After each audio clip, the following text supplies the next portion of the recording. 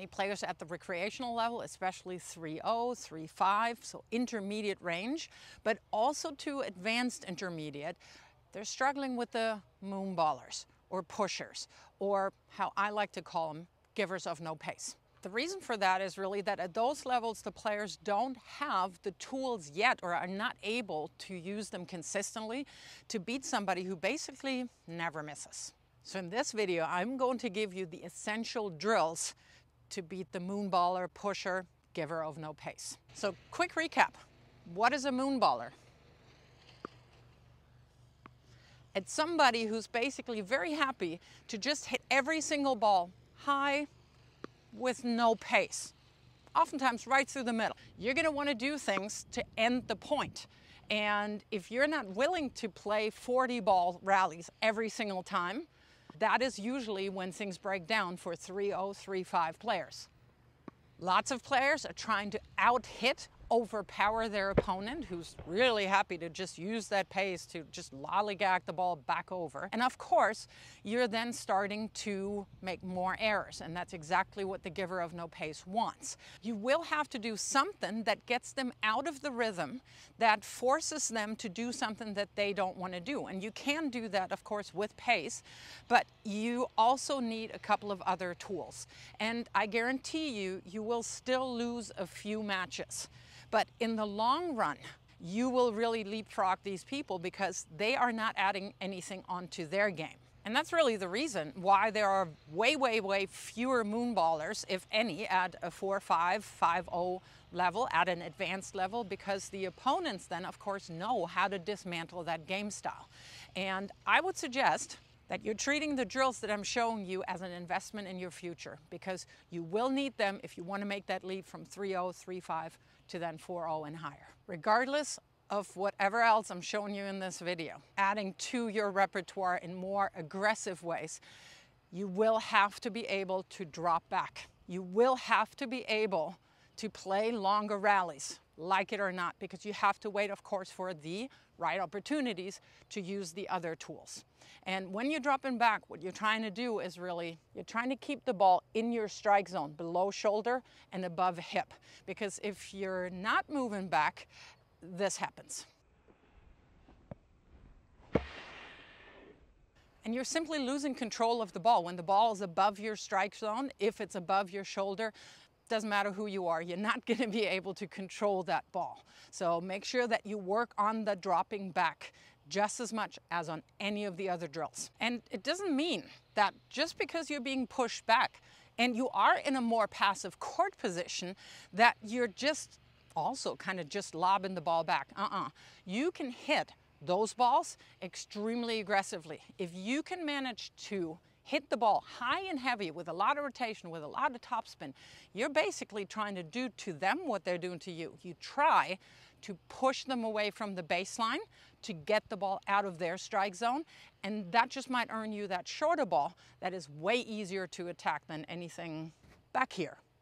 The next option that you have, the next drill that you need to be doing, is to take balls on the rise. And that usually is really tough for players that are a little newer to tennis, because the ball off the bounce is a lot faster than once it has gotten up to the top of its bounce and then starts to drop. That's why it's so much easier to back up and let that ball drop again. So that is definitely one of the toughest one out of all the tools I'm going to give you today with these drills. Word of caution: taking the ball on the rise does not mean that you're short hopping the ball. It doesn't mean that you're literally running up to the ball and hitting the ball as it's coming directly from the bounce. Let it rise into your strike zone. For all of the drills in this video, I'm using my Titan ball machine. And if you want to save $100 on this ball machine, use the link that I'm putting down below into the description. And the reason why I'm using this machine is really because you can pinpoint the feed exactly where you want it to be. And for these drills, it's fantastic.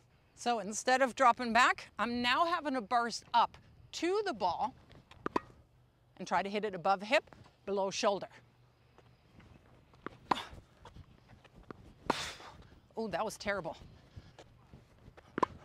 Nah, a little too short, a little too low. That was better. Also above my shoulder. Decent. Oh, too high. Ah, man, I gotta get up there a little quicker.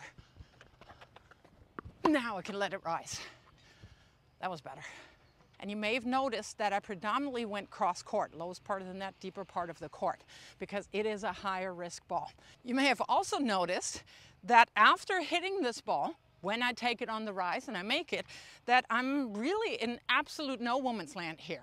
So you got to make sure that either you're recovering all the way back or you're then moving in. And of course, what you're trying to do when you're taking the ball on the rise is to take time away from your opponent. They have to respond with less time to a more aggressive ball. A lot of the giver of no paces balls will land somewhere in mid-court, deeper than the service line.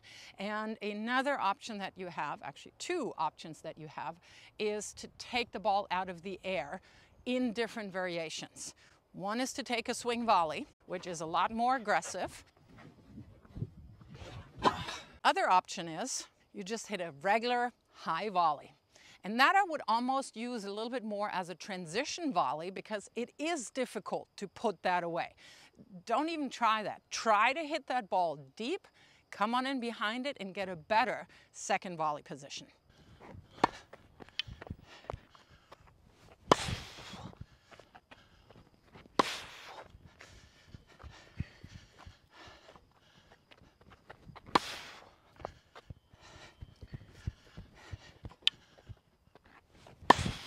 What's the giver of no pace's first option when somebody is attacking? What do you think? I don't think they're going to rip a ball to your feet.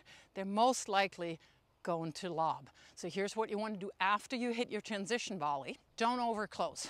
If you're somewhere around here, about a huge step from the service line in, and then of course favoring the side, moving over to the side that you just attacked, you're in a really good position to still get a doable overhead.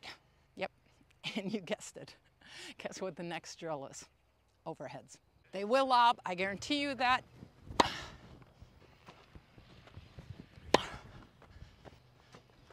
You will miss a few overheads, but what you are doing there is, again, you're showing them that you are ready to take away what they like doing.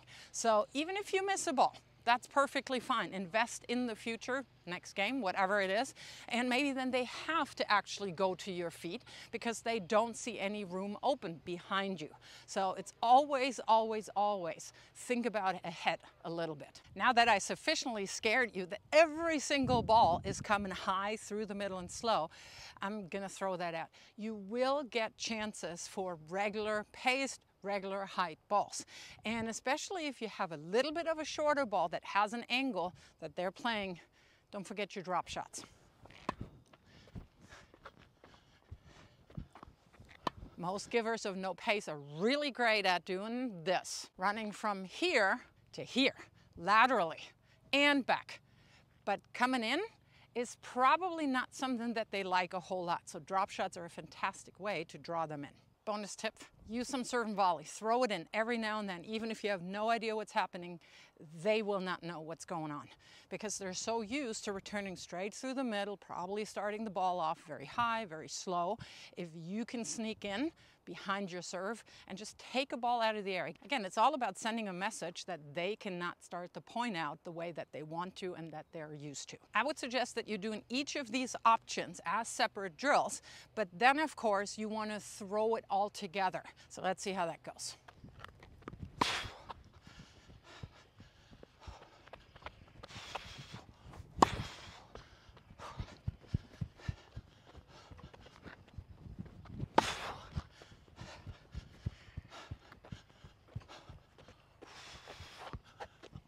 Should have taken a backhand.